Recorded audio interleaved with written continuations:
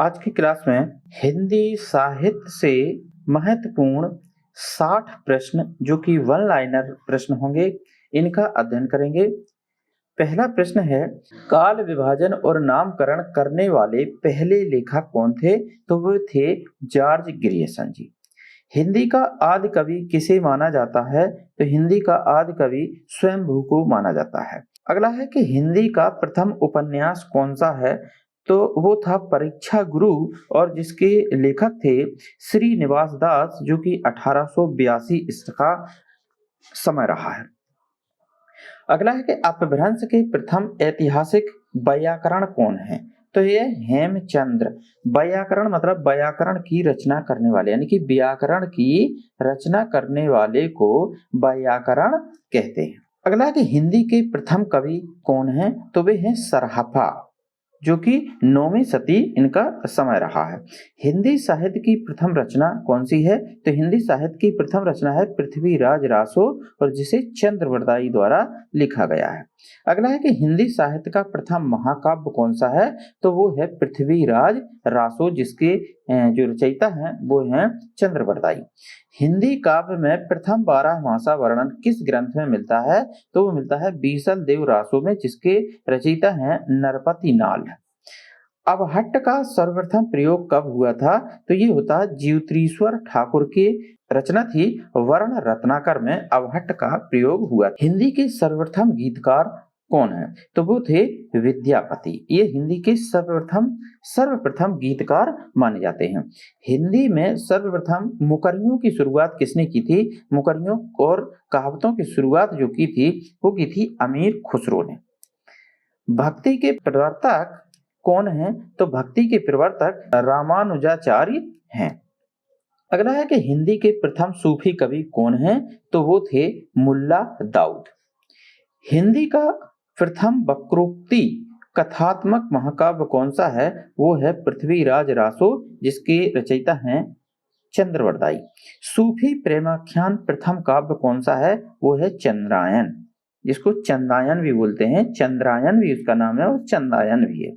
हिंदी की आदि कवियत्री कौन है? तो मीराबाई हिंदी की आदि कवियत्री हैं। कृष्ण भक्ति काव्य का सबसे प्रसिद्ध काव्य कौन सा है? तो वो है सूरसागर, जिसके रचयिता हैं सूरदास जी। राम भक्ति का सबसे प्रसिद्ध काव्य कौन सा है? वो है रामचरितमानस, और जिसके रचनाकार हैं तुलसीदास, यानी कि रचयिता तुलसीदास जी हैं। हिंदी में प्रथम रिपोर्टाज लक्ष्मीपुरा 1938 में शिवदान सिंह चौहान द्वारा लिखा गया एक रिपोर्टाज है। भक्ति काल को काव्य का स्वर्ण युग घोषित करने वाला प्रथम व्यक्ति कौन था? तो वो थे जॉर्ज ग्रियर्सन। हिंदी साहित्य की प्रथम रचना कौन सी है? तो हिंदी साहित्य की प्रथम रचना पृथ्वीराज रासो है, जो कि चंद्रवरदाई द्वारा लिखी गई थी। अगला है, खड़ी बोली का प्रथम महाकाव्य कौन सा है? तो खड़ी बोली का प्रथम महाकाव्य जो है वो प्रिय प्रवास है, और अयोध्या सिंह उपाध्याय हरिओद ने इसको लिखा है। रीति काव्य का सर्वप्रथम ग्रंथ कौन सा है? तो रीति काल का सर्वप्रथम ग्रंथ जो है वो है कवि प्रिया, और इसको केशव दास द्वारा लिखा गया है। खड़ी बोली के प्रथम स्वच्छंदतावादी कवि कौन है?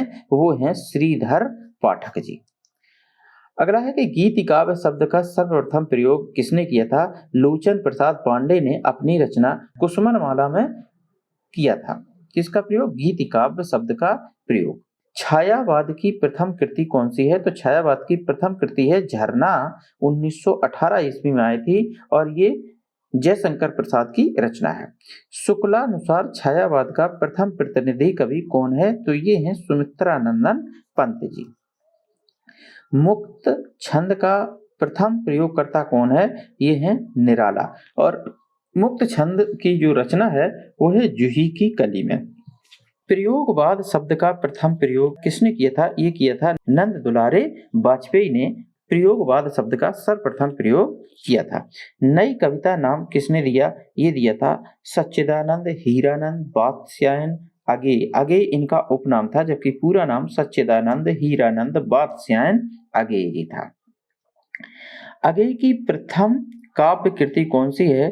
आगे की प्रथम काव्य कृति है भग्नदूत, जो कि 1933 ईस्वी में आई थी। प्रेमचंद का प्रथम उपन्यास कौन था? तो प्रेमचंद का प्रथम उपन्यास था 1918 में आया सेवा सदन। जैनेन्द्र का प्रथम उपन्यास कौन था? तो जैनेन्द्र का प्रथम उपन्यास था परख, जो कि 1929 ईस्वी में लिखा गया था। भगवती चरण वर्मा का प्रथम उपन्यास कौन था? वो था चित्रलेखा, 1934 ईस्वी में आया था। आगे का प्रथम उपन्यास कौन था?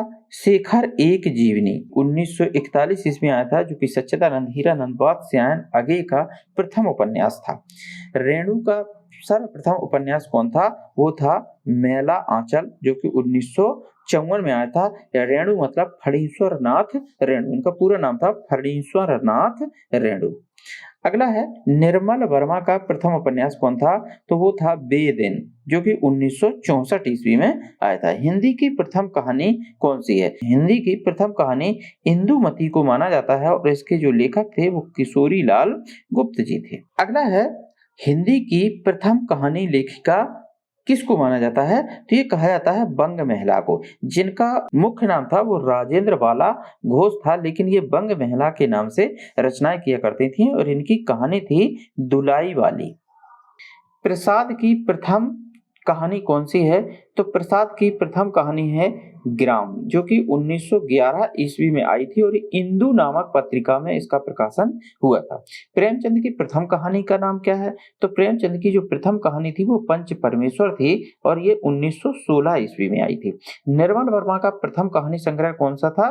तो वो था परिंदे। नेक्स्ट है कि हिंदी में प्रथम जीवनी कौन थी?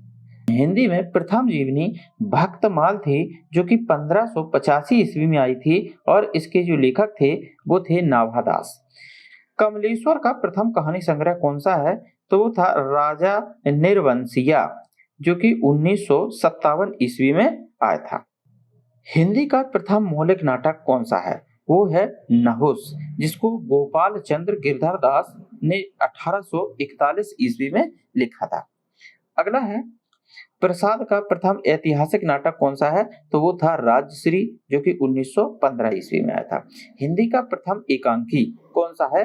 वो है एक घूंट, जो कि हिंदी का प्रथम एकांकी है और ये जो इसके लेखक हैं वो हैं जयशंकर प्रसाद और 1929 ईस्वी में इसको लिखा गया था। रस विवेचन को पहली बार मनोवैज्ञानिक आधार प्रदान किया किसने किया? वो किया था आचार्य अभिनव गुप्त जी ने। अगला है कि साधारणीकरण का प्रथम प्रयोगकर्ता कौन है? वे हैं भट्टनायक। अगला है कि पहला गिरमिटिया के नायक कौन है? तो पहले गिरमिटिया के नायक जो हैं वो महात्मा गांधी हैं। और गिरिराज किशोर द्वारा लिखा गया एक हिंदी उपन्यास है जो महात्मा गांधी पर आधारित है, पहला गिरमिटिया। इसके जो नायक है वो है मोहनदास, जो कि गांधी जी के आरंभिक जो नाम था मोहनदास, तो वो उसके ऊपर ये नाटक लिखा गया है। अगला है निराला ने किसे हिंदी का जातीय छंद कहा है? तो वो कहा है कवित्व को। किस आचार्य ने निर्गुण सगुण दोनों धाराओं को प्रभावित किया है? तो रामानंद ने निर्गुण और सगुण दोनों धाराओं को प्रभावित किया है, क्योंकि भक्ति काल की दो शाखाएं थी, एक निर्गुण काव्य धारा थी, एक सगुण काव्य धारा थी। तो रामानंद ने इन दोनों धाराओं को प्रभावित किया है अपनी रचनाओं में। अगला है कि परंपरा कहानी के रचयिता कौन है? तो परंपरा कहानी के रचयिता हैं सच्चिदानंद हीरानंद वात्स्यायन अगेय जी। अगला है कि नवगीत का प्रारंभ माना जाता है, ये माना जाता है 1950 ईस्वी। मानक हिंदी का विकास किस बोली में हुआ है? तो ये हुआ है खड़ी बोली हिंदी में। छम्मक छल्लो का हिस कृति किसकी है? तो ये है विभा रानी की। छम्मक छल्लो विभा रानी की एक कृति है और ये विभा रानी जो है वो राष्ट्रीय स्तर की एक लेखिका है, कवित्री हैं, नाटककार हैं, रंगमंच कलाकार हैं। ये एक रंगमंच कलाकार हैं और इनको लोक गायिका के रूप में प्रसिद्धि मिली है, जो हिंदी और मैथिली दोनों भाषाओं में काम करती हैं। अगला है कि बाल साहित्य गुलेल का खेल किसकी रचना है? तो ये है भीष्म साहिनी की रचना। प्रश्न चिन्ह फूटा प्रभात भार तत्व किसकी कृतियां हैं? तो ये है भारत भूषण अग्रवाल की कृतियां हैं। और आज का अंतिम प्रश्न वसुधा रचना किसकी है? तो ये है व्यंग्यकार हरिशंकर परसाई जी की ये रचना है।